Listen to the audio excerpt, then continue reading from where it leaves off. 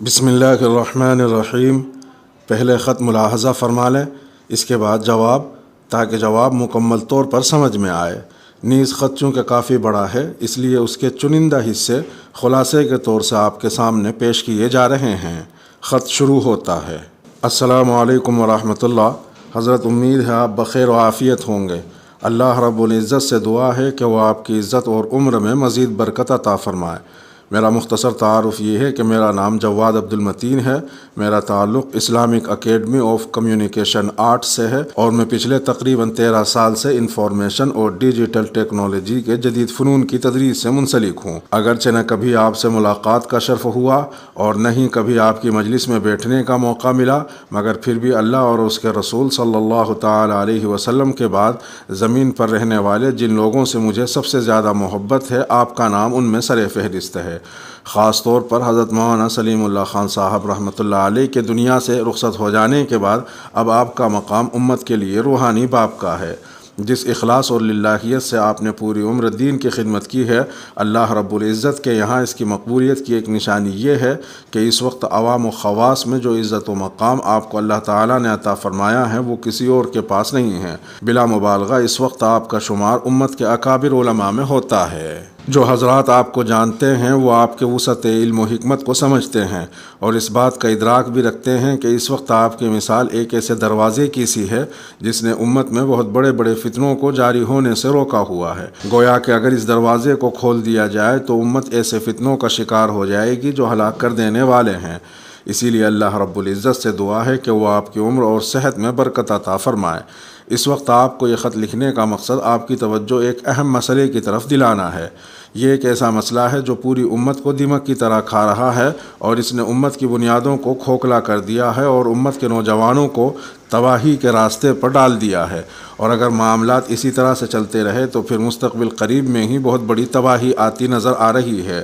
اس مسئلے کا تعلق امت میں بے حیائی، فحاشی اور عریانی کے پھیلنے کے سب سے بڑے سبب یعنی جاندار کی ڈیجیٹل ویڈیو اور تصویر سے ہے۔ حضرت آپ سے دردمندانہ گزارش ہے کہ اس مسئلے پر خصوصی توجہ فرمائیے۔ وقت ہاتھ سے نکلا جا رہا ہے اور آپ کے بعد کوئی مضبوط آواز اس موضوع پر بات کرنے والی نظر نہیں آ رہی۔ حضرت مفتی احمد ممتاز صاحب اور حضرت مفتی شعیب عالم صاحب اور دیگر ایسے علماء اگرچہ بھرپور کوشش کر رہے ہیں مگر عوام میں ان کو وہ مقبولیت حاصل نہیں جو کہ آپ کو عطا ہوئی ہے۔ دارالعلوم کراچی کے ڈیجیٹل تصویر کے حوالے سے جواز کو بنیاد بنا کر اس وقت جو کچھ ہو رہا ہے اس کو الفاظ میں بیان کرنا بھی مشکل ہے۔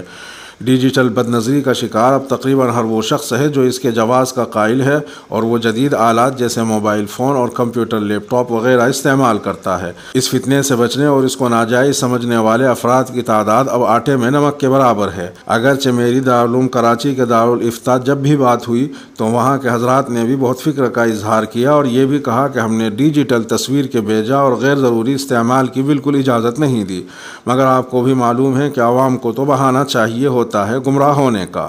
حضرت آپ سے گزارش ہے کہ معاشرے میں جنسی ہیجان کو پھیلانے والے اس سب سے بڑے اور خطرناک ذریعے یعنی ڈیجیٹل ویڈیو اور تصویر کے بارے میں سخت الفاظ میں لب کشائی فرمائیے۔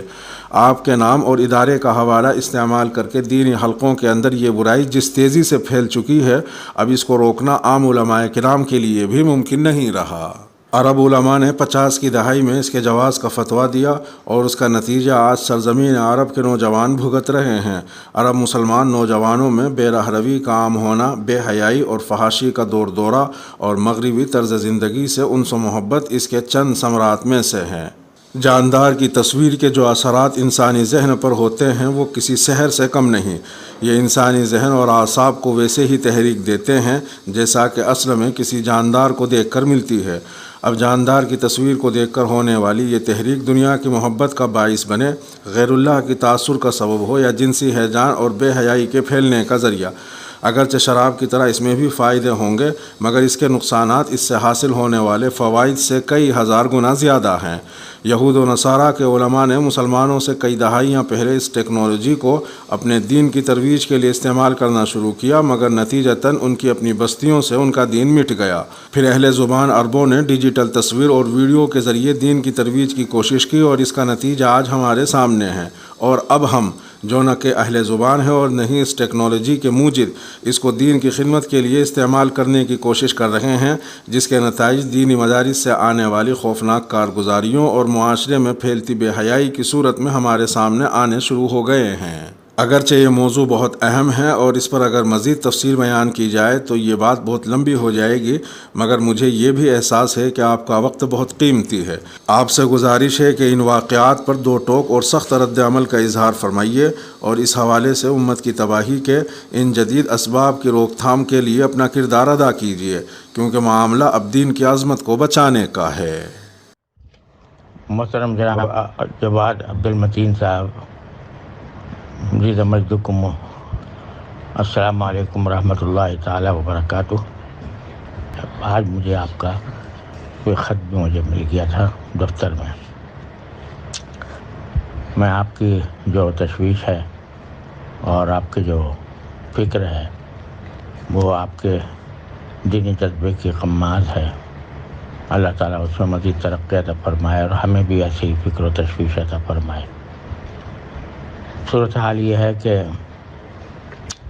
میں پتہ نہیں کتنی مرتبہ مختلف فورمز پر یہ بات کہہ چکا ہوں کہ جس کثرت کے ساتھ اہل علم علماء کرام اس کیمرے کو اور تصویر کو استعمال کر رہے ہیں ڈیجیٹل کیمرے کے ذریعے، یہ بالکل نامناسب بات ہے۔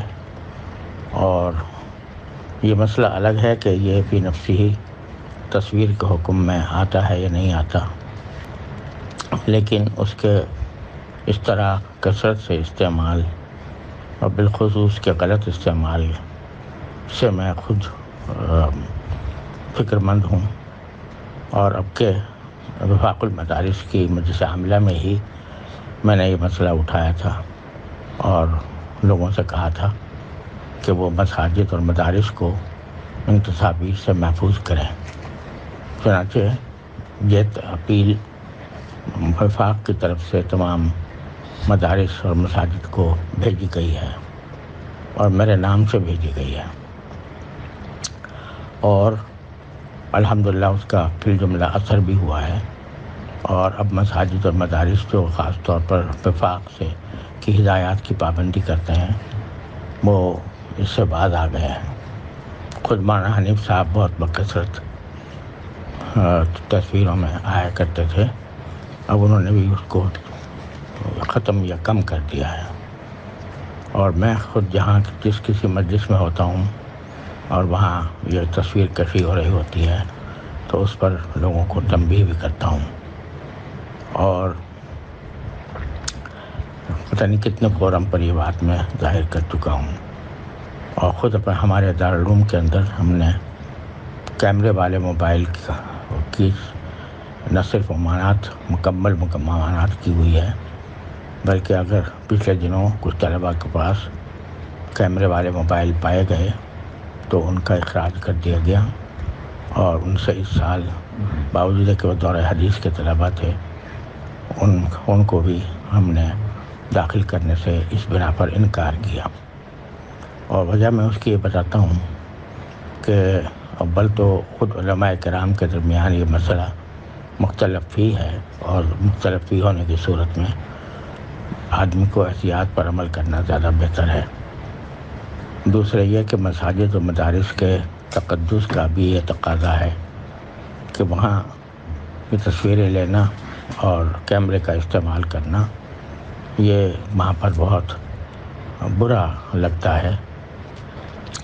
تو یہ باتیں میں بارہا کہہ چکا ہوں، اور تحریری طور پر بھی میں نے کئی جگہ اس کا اظہار کیا ہے، کئی فتاویٰ کے اندر بھی اس کا اظہار کیا ہے۔